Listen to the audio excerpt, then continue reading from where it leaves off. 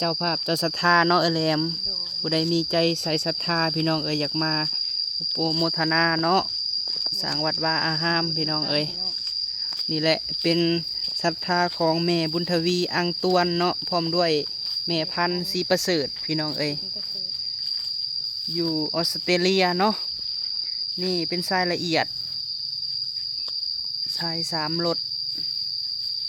แม่บุญทวีอังตวนพร้อมด้วยแม่พันธุ์แม่บุญทวีอังตวนโดยผมโดยแม่พันธุ์แม่พันธุ์ศรีประเสริฐถวายโดยถวายทราย3 กอง 3 คันรถโดยอ่าเป็นเงินอยู่3 ล้านเป็นเงินอยู่3 ล้านกีบสาธุอยู่ดีมีแห่งเด้อสุขกายสุขใจปรารถนาสิ่งใด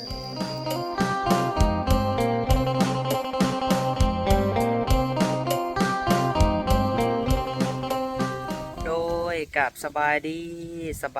วัสดีพ่อแม่พี่น้องเบิดสุขุสุขคนเด้อพี่น้องเนาะพบพ่อกับบ่าวพามีตอนเศร้าพี่น้องตอนนี้บ่าวพามีกำลังสิไปถวายทรายพี่น้องให้แก่วัดป่าเนาะบ้านของเฮานี่แหละพี่น้องก็มีทางแม่ตู่บุญทวีเนาะอยู่ทางออสเตรเลียพี่น้องพร้อมด้วยแม่พันธุ์เนาะสินประเสริฐแม่บุญทวีอังตวนพี่น้องเพิ่นได้มีใจใส่ศรัทธาเนาะพี่น้องเนาะได้ซอยสร้างศาลาหงธรรมพี่น้องให้เฮาเป็นสะพานบุญให้ได้ซื้อทรายละเอียด3 รถพี่น้องให้ไปถวายแก่วัดเนาะเพื่อสร้างศาลาหงธรรมพี่น้องโดยป่ะจังไดเฮากะสิไปวัดนำกันเนาะพี่น้องเนาะพ่อแม่พี่น้องผู้ที่เบิ่งคลิปก็ขอให้ได้บุญกุศลนำกันเด้อพี่น้องเนาะโดยทางแรมเพื่อนถ่าอยู่บนแหละพี่น้องเดี๋ยวเฮาสิไปนำกันเลยสิถ่ายแต่นี่ไปหาหอดวัดเด้อพี่น้องเดี๋ยวสิถ่ายแต่เฮือนเบาพามีเนาะอันนี้เฮือนเบาพามีพี่น้องสิขี่ไปหอดวัดพูดเลยว่าใกล้สำใดเนาะพี่น้องเนาะเพราะว่าเป็นวัดบ้านเบาพามีพี่น้อง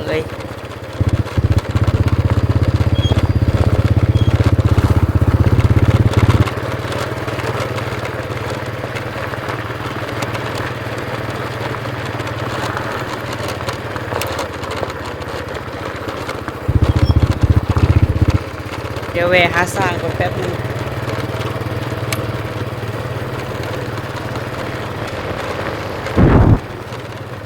เอาเป็นคลิปเดียวกันเลยเนาะพี่น้องเนาะจะได้คนเบิ่งยาวๆเนี่ย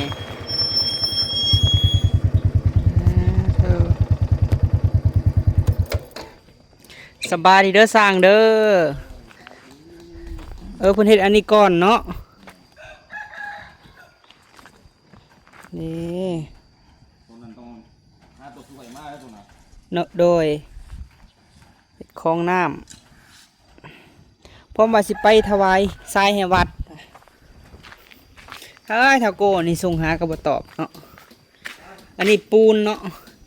ปูนเขียวกับปูนแดงต้น1ปูนเขียวประมาณ5-6 ศอกนี่แหละมันถ่ายให้แม่เพิ่นเบิ่งมาแหวนี่ก่อนพี่น้องอันนี้หินทราย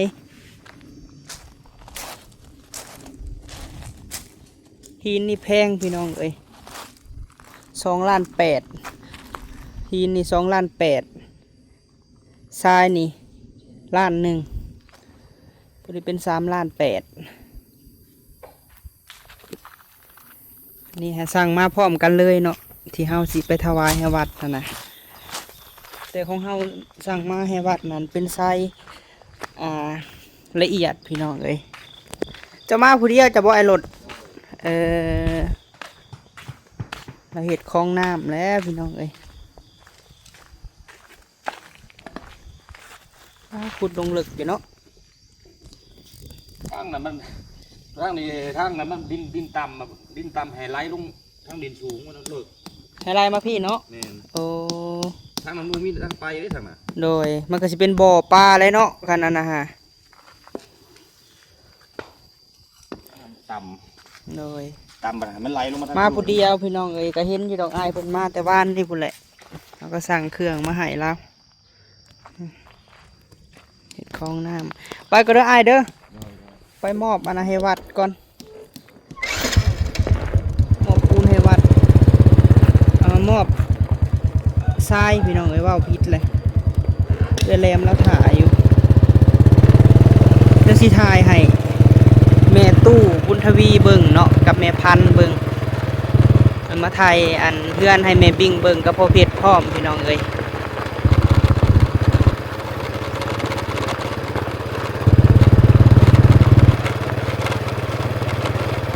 กระซำว่าเพื่อน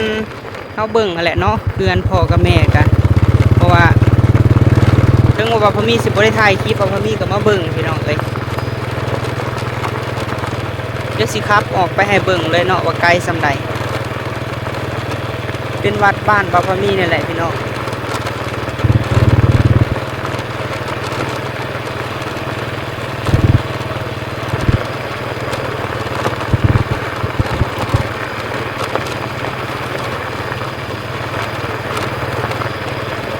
ทางเพิ่นใส่หินคบหินบดพี่น้องเอ้ยมันก็บ่ได้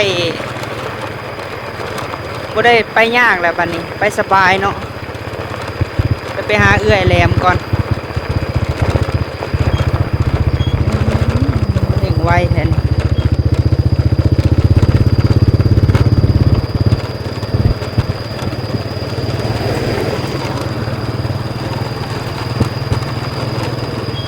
นี่ก็ดินจะสันกันทางหน้านี่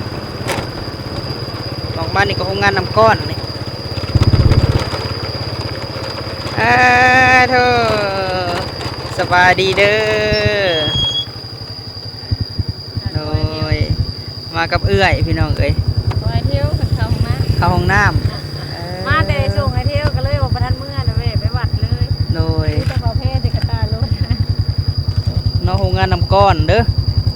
ใกล้ๆเนาะเขาวัด แมนผู้การเข้าเพื่อนเอื้อยแหลมทางนั้นนะพี่น้องใกล้ๆบนเฮือนทรงโมเดิร์นหันเนาะเดี๋ยวสิซูมให้เบิ่ง แดง โดย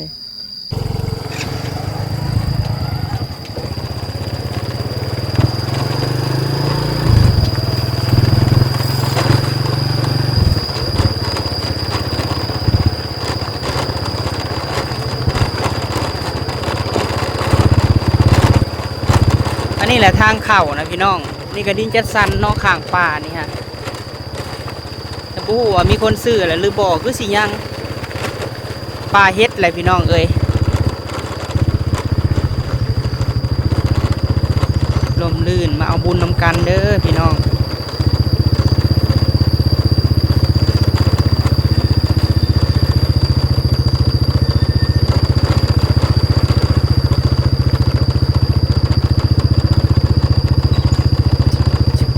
สบายดีไอเทวเที่ยวใหญ่หอดแล้วพี่น้องเอ้ยวัดป่านาคาทีพอดีเนาะสีสุดโทล่มลื่นเนาะสมกับเพิ่นว่าวัดว่าอารามพี่น้องเอ้ย วัดป่าเนาะ วัดป่าเด้อพี่น้องเอ้ยวอนเจ้าภาพเจ้าศรัทธาเนาะเอ้ยแหลม โดน ผู้ใดมีใจใส่ศรัทธาพี่น้องเอ้ยอยากมาโปรโมทนาเนาะสร้างวัดว่าอาหามพี่น้องเอ้ยนี่แหละเป็นศรัทธาของแม่บุญทวีอังตวนเนาะพร้อมด้วยแม่พันธุ์ศรีประเสริฐพี่น้องเอ้ย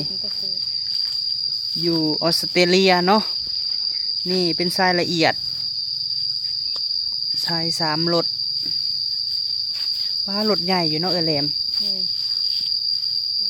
กองบักใหญ่พี่น้องเอ้ยอันนี้เป็น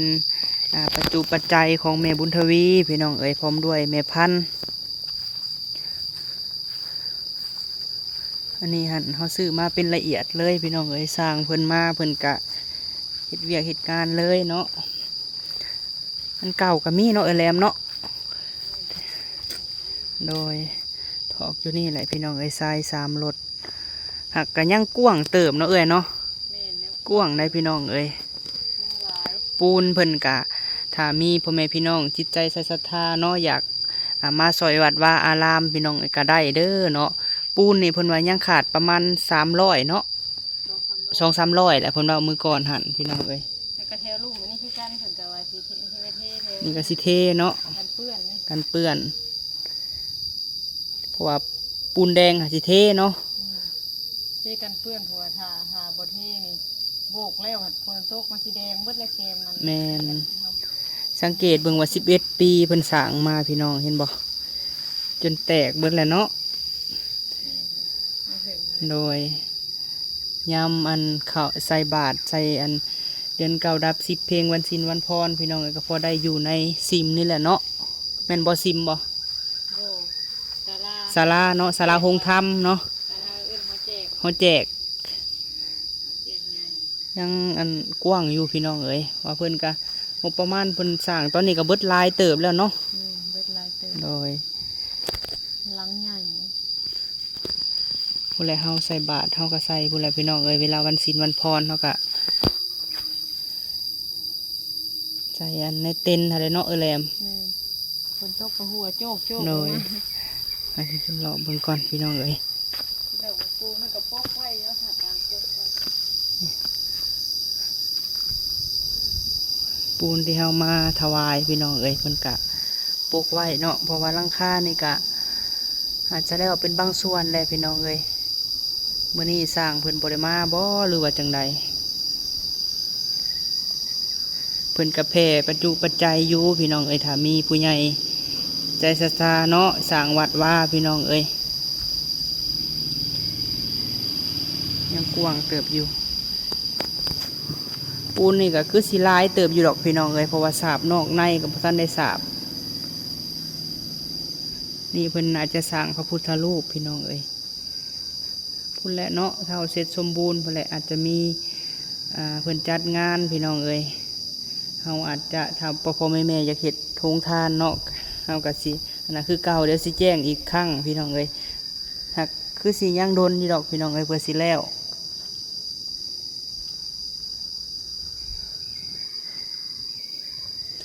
มาวัดชีวิตลมลื่นพี่น้องเอ้ยกับบไกลจากเขื่อนบ่าวพอมีกับเพื่อนแหลมก็ซ้ำว่าบ้านเฮาได้นี่เนาะใกล้เฮือนเฮาเด้ไปบรรทัดก็ได้พี่น้องไปวัดนี้ก็ได้เพราะว่าส่วนหลายเขาจะมาวัดนี้เพราะว่าใกล้เนี่ย เวลาก็มาวัดนี่ โดย ย่างข้ามมาแล้วฮ้อนโลก ใกล้ มันจะถ่ายยาทานไปลุกมา โดย เอาพินหลังใหญ่เนาะ กวางคัก สิเบิดจังยักหมื่นจักแสนจักล้านก็หลายอัน ดินจีเลยโรงงานหนึ่ง ข้างหน้า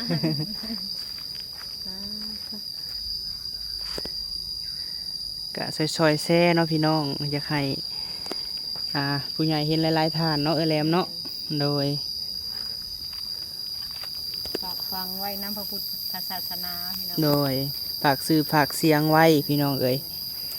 สร้างบุญทำสร้างวัดสร้างว่า ลูกหลานทางนี้บ่มีกับมี โด แต่ ย เป็นสะพานบุญให้พี่น้อง แมนลูกหลานทั้งพี่ก็มีแต่เป็นสะพานบุญให้คือแม่ตู้วีนี่เนาะพี่น้องเนาะเพิ่นก็ได้มีปัจจัยหลายครั้งแล้วเนาะเพิ่นใจบุญใจกุศลพี่น้องเอ้ย นับแต่เฮ็ดโรงทาน แมน หารายได้เขาวัดแล้วกับหมู่เขาวัดกับลาย โดย กระเบื้อง ซื้อกระเบื้องซอยกันพี่น้องเอ้ยเฮาลูกหลานทางเมืองลาวเฮาพี่กะเฮ็ดอันยังบ่ได้เนาะได้แต่อันซอยเป็นสะพานบุญให้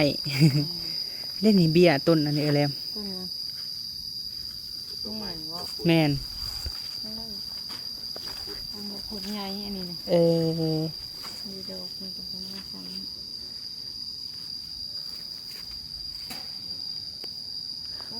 นี่กกดูเนาะเพิ่นปลูกเป็นแถวไป ดูกกตัวกกไม่ดูลายเลยนะ แม่นบ่ ขาว กะทิชัวพ้น บ่แล้วเพิ่นก็ตอนแล้วบัดแล้วเนาะแหลมอันนี้หันวัดป่านี่แต่บ่พอมีหยังน้อยๆพี่น้องตะกี้หันเฮามันมีทางมาแล้วเฮาบ่เห็นหั่นนะ มันเป็นป่าอยู่นี่ แม่นเป็นป่าแล้วเฮาบ่เห็นเฮาบ่ฮู้จริงๆน่ะมีมาแต่โดนแล้ววัดป่านี่พร้อมกับท่านอิงหังผู้ประจักษ์ พวกเขาหาก็มาบุกเบิกแล้วดินตอนหลังวัดป่าช่วง แม่น จุข่อยก่อนจุข่อยสิมาอยู่เขามาบุกเบิกแล้วจะ โดย เห็นโชดทั้งนี้ แม่น โชดเขามันตะกี้ก็บริหูได้ส่วนลายมาทางข้างดำนี่แหละเห็น ปะเฮาไปเลาะผูกก่อนเอาแล้วอย่าให้เห็นลายมุมเนาะ ใหญ่ ใหญ่ พูดได้ลงไปหมดหลุมผัวอันมันจะมีกุฏิแต่ละหลังอยู่หลุมผัว เออ เป็นเห็ดไว้เฉพาะอัน จังหน่อยเขาจังไปเลาะเนาะ แต่ เดี๋ยว ละองค์แต่ละองค์นะ แล้วก็มีบนเมคาเอาแม่ซี่เพิ่นอยู่ในนั่นได้เพิ่นมาเนี่ยทานมา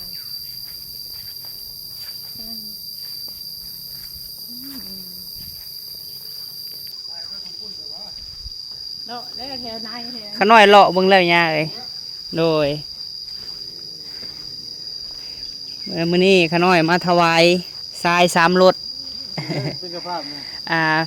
แม่บุญทวีอังตวนพร้อมด้วยแม่พันธุ์ แม่บุญทวีทั้งตวน โดย รวมโดยแม่พันธุ์เนาะ แม่พันธุ์สินประเสริฐ ถวาย โดย ถวายทราย3กอง3คันรถ โดย อ่าก็ เป็นเงินอยู่3 ล้าน เป็นเงินอยู่3ล้านกีบสาธุอยู่ดีมีแรงเด้อสุขกายสุขใจปรารถนาสิ่งใดเด้อคุณมาปรารถนาเด้อทั้งวัดทั้งว่ากันนะครับเด้อแมวเด้อ สาธุเนาะโดยขาน้อยสั่งเป็นทรายละเอียดเลยย่าเอ้ย ก็ดีแล้วบวกก็ได้บวกเลยเป็นงานบวกแล้วไม่ต้องไปหอน หักคือปูนนี่หันตอนนี้หันก้าวว่าประมาณนี่ยังอีกบ่พออีกหลายเติบบ่ย่า เป็น200-400พุ่น 400-500พุ่นเนาะอันนี้ก็ถ้าว่ามีผู้ใหญ่เพิ่น เออ อยากซอยมากก็ได้พี่น้องเอ้ย เออ แห่นี่ก็ยังใส่อยู่บ่ย่าเท่นี่เนาะ แห่บ่หอยบ่ต้นผ้าแห่บ่ แห่บ่พร้าวเนาะ จะเอาตัวสิโบกนี่แล้วเนาะ สิโบก สิโบกนี่ก่อน คือเพิ่นคือสมมุติเฮาจ้างนี่ก็เมาเลยบ่ย่าหรือว่าจังได๋ เมาเลยได้เมาข้างหลังเลยนี่ จ้าง ตัว เมา อย่างเขาใส่ชุกโคราคาเนี่ย720,000 บาทนะเออ คงราคา720,000 บาท แน่นะเขาหาเมาเลยหาเมาเห็นเลยยกตัวอย่างโบนนะฮะใครเวียบมันทำเมาเห็นเลยนะเวียบไม่ใช่เห็ด เวียดมาคือแบบ จ่ายเวลาจ่ายเป็นงวดวันยทาน จ่ายเป็นงวดเอาจ่ายเป็นงวดเอา เวลาจ่ายรายจ่ายเป็นงวดคันว่าเครื่องเขาพร้อมมีหยังกะเพิ่นก็อันนั้นเลยหั่นนะเนาะไปทั้งเทิงนี่ก็พ่อระบ่ยาที่มุงนี่ค่ะ น่าจะพ่อนะคือ พ่อเนาะ โอ้โดย แต่ ขนาด เฮ็ดนั่นแหละเพราะว่าอุปกรณ์มันมีหมดแล้วครบแล้ว โดย11 ปีคือยาเพิ่นว่าอะไรพี่น้องเอ้ย ฮ็ดมาอยู่ในนั้น 11 ปีอะไรเพิ่น เต็มๆเลย ให้ทานเพิ่นบอกเลขมื้อนั้นบุญบ่ได้ออกเชย11นะ แม่นบ่เอ ออก อ 11ได้มื้อนั้น และเบิ่งเด้อพี่น้องเด้อผู้ใดที่มักอันนั้นก็ได้ ผู้ใดเห็นหยังก็ลองเบิ่ง ลองเบิ่งแล้วจะ เลยอันนั้นฮะเพิ่นเอามาแต่สุดก่อนพุ่นเหมือนบ่ยาแต่ก่อนเพิ่นบ่ทรายฮะทรายเรือตะกี้ เสียแล้วนะ โอ้ ใช่หยามันเสียแล้วนอกจากอย่างว่าเฮาจะมาปูตัวที่ เทเนาะโดยขน้อย รับอะไรอยู่ เอามาปรับระดับ ปรับระดับแต่ว่าเฮาผสมแบบนี้บ่ได้ อันนี้เป็นละเอียดเลยอันนี้ฮะ มันจะสร้างละเอียดสบายเลยมันบ่ต้องหอนเลย โดย เราก็หอนใหม่แล้ว แม่น บุมีน้ำปุ้นเลยเนาะ เพราะปกติก็ล้านกลัวาพุ่นแหละแต่ว่าขน้อยว่าขน้อยสิไปถวายวัดเพิ่นเลยลุดให้รถละล้าน เอาบุญนำกันเด้อว่ะ ปุ้นเลย โดย บุมีแห่ปุ้นเลย แม่นโดยขน้อย จะไม่นอนกันเลย8 โมง ยังเพราะว่าบ้านเพิ่นกับบ้านเฮานี่จะห่างกันเป็นกลางเว้นคือกัน แต่ว่าเพิ่นสิประมาณตอนนี้เวลา8 โมง9ประมาณ11 โมงบ้านเพิ่นกะ จะเรือไหม แม่น ห่างกัน3ชั่วโมง ครับเปิดวัดป่า เดี๋ยวจังหน่อยให้จังไปเลาะพุ่นเนาะ ก้าวว่าจักเม็ดจะถ่านลงไปเพิ่มชุดพุ่นนะ จะมีตรงนี้ โดย มันหลบกลมแล้ว โดย ปลาเฮ็ดปวกทางไหนเลยอะ ปลาเฮ็ดพวก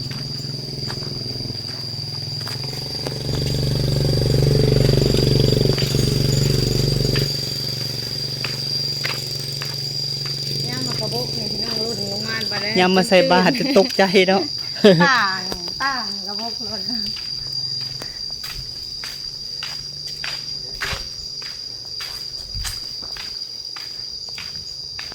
เดี๋ยวจังหน่อยให้จังไปเลาะพุ่นเนาะ ทั้ง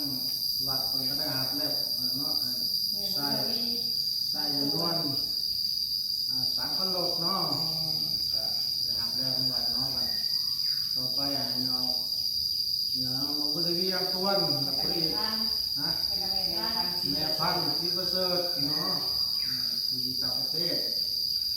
อาตมาของมียังต่อไปจะคุณเนาะเพราะว่าของคุณประสิทธิ์รัตนไตรเกี่ยวกับประกันลูกๆของภาษาเนาะความรู้สึกคนร้านจงมีสุขสุขกายสุขใจปรารถนาที่ได้สุขมาพุทธนาขอบคุณเรื่องดีๆต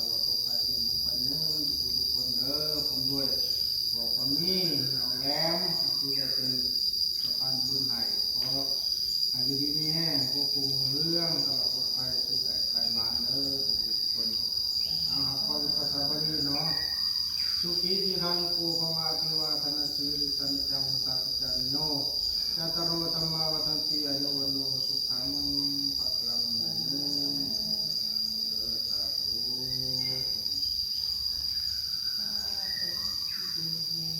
ทำไงบุญทวีแล้วก็แม่พันธุ์พี่น้องเลยแล้วก็ถ้าว่ามีพ่อแม่เนาะที่ว่าเพิ่นเบิ่งคลิปของบ่าวปามีกับเพิ่นแล้ว ต้องได้ดู เพิ่นมีจิตใจศรัทธาอยากซอยอยากร่วมทำบุญเนาะพี่น้องกะเฮาก็สิเป็นตัวแทนให้เนาะพวกลูกทางนี้ก็สิเป็นสะพานบุญให้พ่อแม่ต่อเนาะเพราะว่าทางวัดวาอารามเฮาก็ยังขาดเนื้อหลายพี่น้องเอ้ยบ่ว่าจะเป็นปูนอีหยังต่างๆเนาะก็ยังหลายอยู่พี่น้องเอ้ยก็ฝากแชร์คลิปเนาะพี่น้องเนาะออกไปหลายๆเด้อพี่น้องเอ้ยโดย พี่น้องในต่างประเทศคนไทยจะมีสภาพมวลนั้นกัน โด ด้วย ยแม่น เป็นวิจารณ์ตัวท่าในการสั่งตาพัฒนาบ้านเมืองเนาะบ้านศาสนา ปัวย่าเป็นสร้างมานี่ก็จะย่าผู้เก่าบ่ พอไม่ญาติทานไม่ทานเพิ่นญาติทานเก่าเพิ่นญาติบ่หรือว่าเพิ่น คนอยู่ช่วงบัดต้มแก้วแล้วคนมาสั่งคนตะโกนมาเป็นป่าคนเป็นวัดคนเป็นตัวตั้งของปีถึงมาสั่งวัดนี้วัดดินนี่เป็นของแม่ย่าเพชรฮะเนาะดินย่าเพชรมีผู้เนี่ยเป็นผู้ปัญญาแล้วบวชโยปัจจัย โดยใครเป็น ดินของเรานี้ กินกันอย่างนี้ค่ะ ดินของเรามาถวายให้เป็นวัดหรือว่าที่สงฆ์ โดยจังหน่อย ถึงที่สงฆ์จะแจ้งเรื่องเดินด้วยทางสงฆ์กลางเป็นบัตรสมบูรณ์เลย คือเป็นบุญมอบให้วัดเลยเนาะ มีหน้าทานผู้ปั่นคุณจะจบแก้วผู้ปั่น ผู้ปั้นให้ทานเลย แม่เพิ่มเงินมาสามนิดหนึ่งมึงเข้าลูกพระล้านไปเอาคนยังลงมามาสาม เพราะว่าตะกี้หันเป็นทางเลยเฮาบ่เห็นวัดป่า เพิ่นหากันมาบุกเบิกว่าแม่ เป็นดงแต่ก่อนคนไม้ใหม่เป็นดงเลยแต่ก่อนไม้ใหม่เป็นดงเลยแต่หนึ่งยังบ่ทำนี่บ่ได้แล้วบางหลังฟังคุณด้วยกัน แม่นเลย เป็นดงเลยแหละเพิ่มมา10 ปีบาง10 ปีแล้ว2015มาไก่ปลาก็บอกว่าไก่ปลา แม่นเลย ไก่ปลาหลายเดือนนี่ผมมีแต่ตัวผมมีแปด แม่น ทำบุกเบิกเนาะรถทานเรือทั้งร้านรถเพิ่นมันทั้งร้านทั้งร้านเนาะ ไก่ปลากระแตขันกระ มี แต เลย หลาย ลื่นครับพี่น้องเลยอยู่แบบเอามาใส่บะใส่นั่นก็คักและบรรยากาศ เอาไปเนื้อแต่ปลามันไม่หวัดแต่ปลา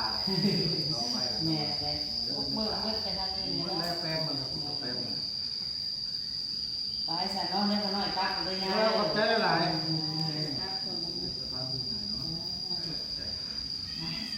กู้ไม่ขาดนี่จริงมั้ย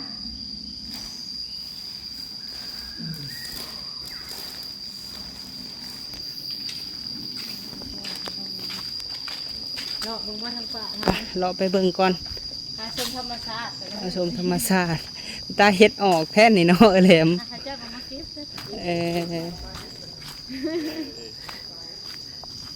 สมมุติว่าเกิดอยู่นี่เขาเก็บได้บ่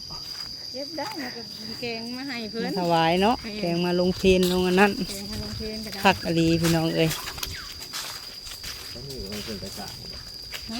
แมน ว่าก็มีจุติเพิ่น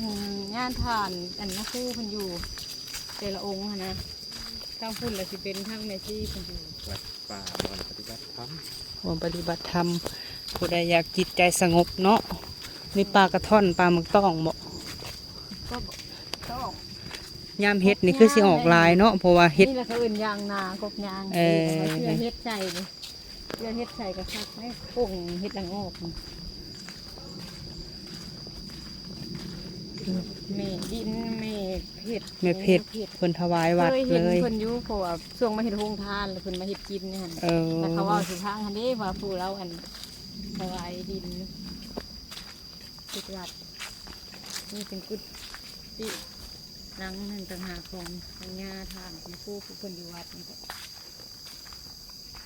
ชุดเลย จุดเลย จะมีอันกุฏิก็จะมีเจ้าภาพเจ้าชาติเพิ่นมาสร้างเป็นละลังน้อยแล้วก็ได้ทานกับผู้มันปฏิบัติธรรมอยู่นี่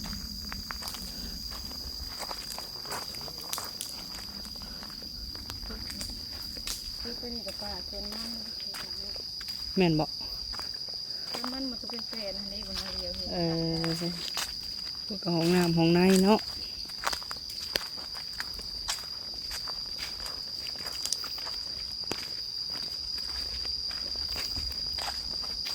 ลมลื่นคักไป หลังว่าใหญ่พี่น้องเลย แม่นอะไร ท่านแล้วนี่เฮากันคือสิดีใจ เป็นคือสิสลองเนาะ เฮาก็สิดีใจคือ เฮาก็ กัน สิ แบบคือ แม่น ว่าคือสิเป็นบุญครั้งยิ่งใหญ่ผู้ที่เฮา แม่ มาน เป็นสะพานบุญ แม่นแหละ สำเร็จแล้วก็ได้ดอกไม้ เก่งเฮาก็ได้ร่วมเป็นสะพานบุญให้ผู้ใหญ่เนาะ ได้ร่วมกับปิติยินดีพี่น้อง แม่นยินดีเลยพี่น้องเอ้ย จะมีส่วนร่วม มื้อนี้บ่าวพามีลงคลิปนี่แล้วบ่าวพามีพุ่นแหละพี่น้องเอ้ยบ่าวพามีสิขามไปมุกเนาะเพราะว่ามีเวียกพี่น้องเอ้ยมีเวียกแน่เรื่องเพจเฮาหั่นแหละเนาะแหลม โดยไปลองเบิ่ง ไปลองเบิ่งเพจเดี๋ยวบ่าวพามีสิแจ้งอีกครั้งพี่น้องเอ้ยเพราะว่าเฮ็ดอันรุ่นก่อนน่ะมันบ่สำเร็จพี่น้องเอ้ยมื้อนี้ก็เลยว่าเอ้าสิขามไปสร้างเพจเพราะว่าเฮาอยากหารายได้หลายช่องทางแน่พี่น้องเอ้ยบางทีเพิ่นอาจจะได้เนาะแหลมแต่ก็ต้องสู้ไปอีกแห้งพี่น้องเอ้ย โดย นี่เขาจะให้เบิ่งมุมไกล